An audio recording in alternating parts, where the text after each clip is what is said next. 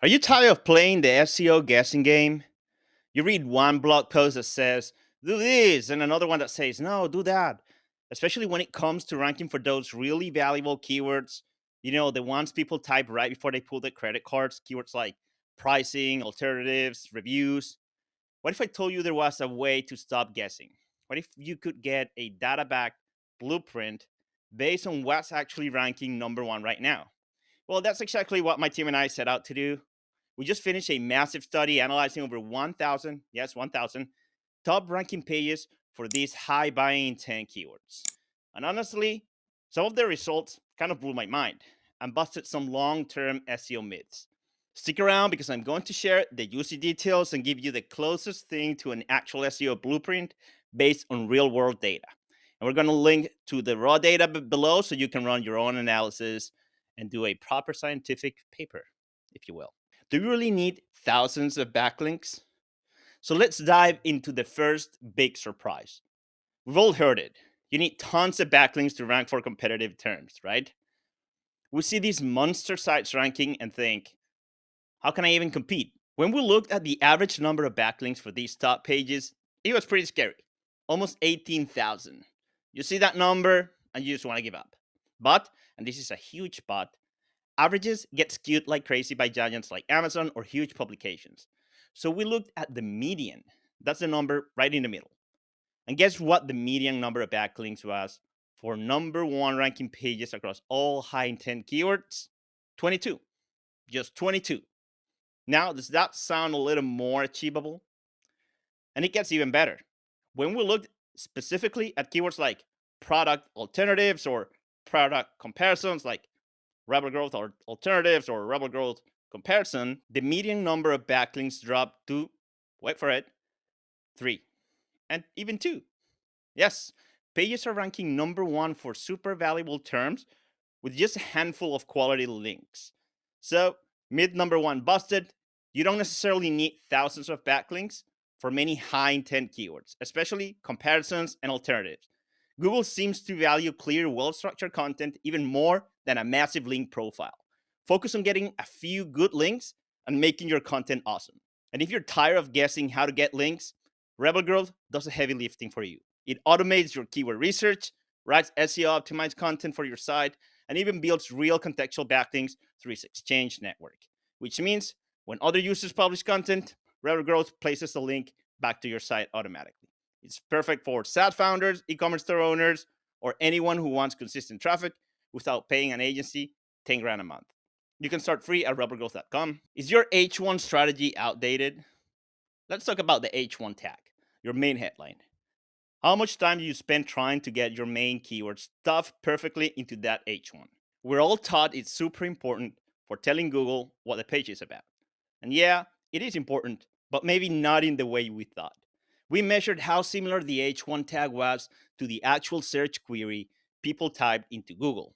The average similarity was pretty low, only about 20%. But here's the kicker, the median similarity score 0.0.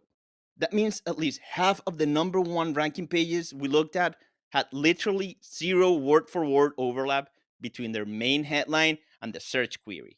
What does this tell us? Google is incredibly smart.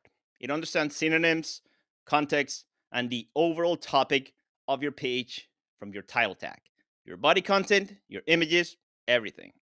You don't need to force an awkward exact match keyword into your H1. If a clearer, more user focused headline makes more sense, use it. So, myth number two busted. Stop agonizing over exact match H1s.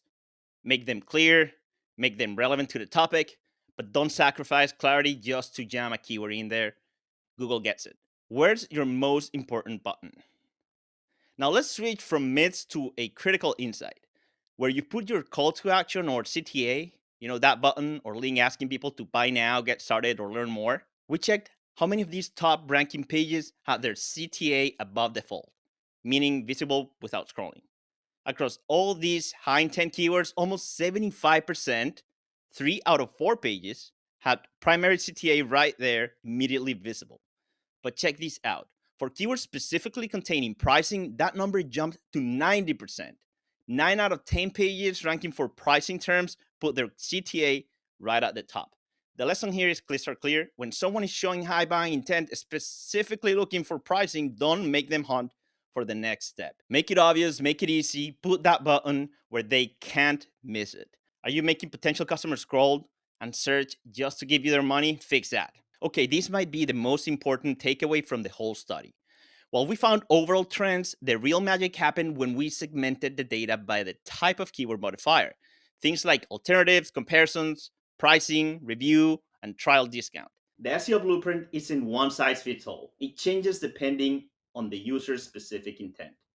Quick example, pages ranking for alternatives keywords were way more likely to have the current year in the title, 46%, and nearly 73% use a number like 10 best alternatives. People searching for alternatives want fresh, comprehensive lists. But pages ranking for reviews keywords, they had the highest median backlink count. Still only about 26, but higher than others. And they were more likely to use things like author bylines and breadcrumb schema. For reviews, authority and trial signals seem to matter much more. And pricing pages, as we saw, they're obsessed with that above default CTA. But they also use frequently asked question blocks twice as often as the average page. People have questions about pricing, answer them directly. The point is, you can't optimize a page for product pricing the same exact way you optimize for product alternatives. You need to tailor your approach based on what the specific searcher is looking for. So, what's the ultimate SEO blueprint from our 1000 keyword study? Well, the secret is there isn't just one blueprint. Yes, some things are generally good practice, like having clear CTAs and using images, but the real winners tailor their strategy. They understand the subtle differences in user intent behind pricing versus alternatives versus reviews.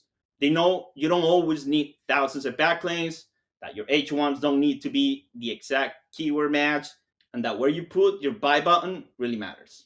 This was just a taste of what we found. If you want to dive deeper into all the stats, see the cool cheat sheet table we made, and even get access to the raw spreadsheet with all 1000 keywords and page data. Check out the full blog post linked in the description below. Seriously, the spreadsheet alone is a gold mine if you want to do your own analysis. So go check it out. What surprised you the most from these findings? Let me know in the comments below. And of course, if you found this helpful, give this video a thumbs up, subscribe for more data-driven marketing insights, and hit that notification bell so you don't miss on the next video. Thanks for watching, and I'll see you in the next one.